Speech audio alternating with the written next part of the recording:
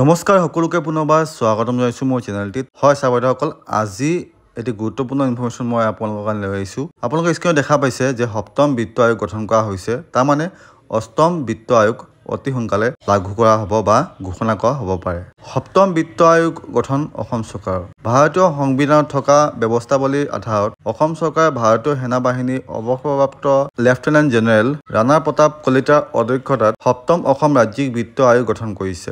বিত্ত বিভাগ, পঞ্চায়ত আৰু গ্ৰামোন্নয়ন বিভাগ তথা গৃহ আৰু নগৰ পৰিক্ৰমা বিভাগৰ জ্যেষ্ঠ সচিবৰ লগতে ভাৰতীয় প্ৰশাসনিক সেৱাৰ অৱসৰপ্ৰাপ্ত বিষয়া দেৱেশ্বৰ মালাকাৰৰ সদস্য হিচাপে থকা এই সমিতিখনত IIT গুৱাহাটী অৰ্থনীতিবিদ অধ্যাপক মৃণাল কান্তি দত্তই বিশেষজ্ঞ সদস্য হিচাপে কাৰ্যনিৰ্বাহ কৰিব। আনহাতে বিত্ত বিভাগৰ বিশেষ সচিবগৰাকী হ'ব এই সমিতিখনৰ সদস্য সচিব। এই আয়োগে ৰাজ্যখনৰ লগতে পঞ্চায়ত তথা পৌৰ নিকায়সমূহৰ মাজত আৰোপিত আৰু সংগ্ৰহিত কৰ তথা শুল্কৰ বিতৰণৰ নীতি, পঞ্চায়ত আৰু পৌৰ নিকায়সমূহৰ আৰ্থিক অৱস্থা উন্নীতকৰণৰ দিশত ল'ব লগা ব্যৱস্থাৱলী, পঞ্চায়ত আৰু পৌৰ নিকায়সমূহৰ আৰ্থিক অৱস্থা টনকিয়াল কৰাৰ অৰ্থে ৰাজ্য চৰকাৰে প্ৰদান কৰা মতামত আদিকে ধৰি বিষয়সমূহৰ ভিত্তিত পৰামৰ্শ দাঙি ধৰিব। সপ্তম অসম ৰাজ্যিক বিত্ত আয়োগে 2025 চনৰ 1 এপ্ৰিলৰ পৰা পৰৱৰ্তী 5 বছৰ সময়সীমা সামৰি চলিত বৰ্ষৰ 16 ডিচেম্বৰৰ ভিতৰত এই প্ৰতিবেদন দাখিল কৰিব। লগতে আৰু এটা বিষয়বস্তু মই যোগ কৰিব বিচাৰিছো যে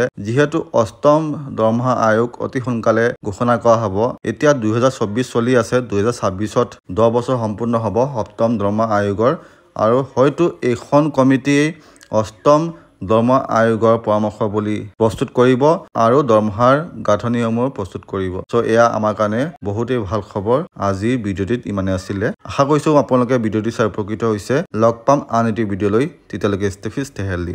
লগতে যিসকল নতুনকৈ আহিছে মোৰ চেনেলটিত, আপোনালোকে কাইণ্ডলি মোৰ চেনেলটি ছাবস্ক্ৰাইব কৰি দিব, লগতে ভিডিঅ'টি আনলৈ শ্বেয়াৰ কৰি দিব আৰু বেল বটনটো ক্লিক কৰি দিব যাতে যি ভিডিঅ' মই আপলোড কৰোঁ সেয়া প্ৰথমবাৰৰ বাবে আপোনাৰ ওচৰলৈ যায়। চ' আজিলৈ এৰিছোঁ, বাই বাই।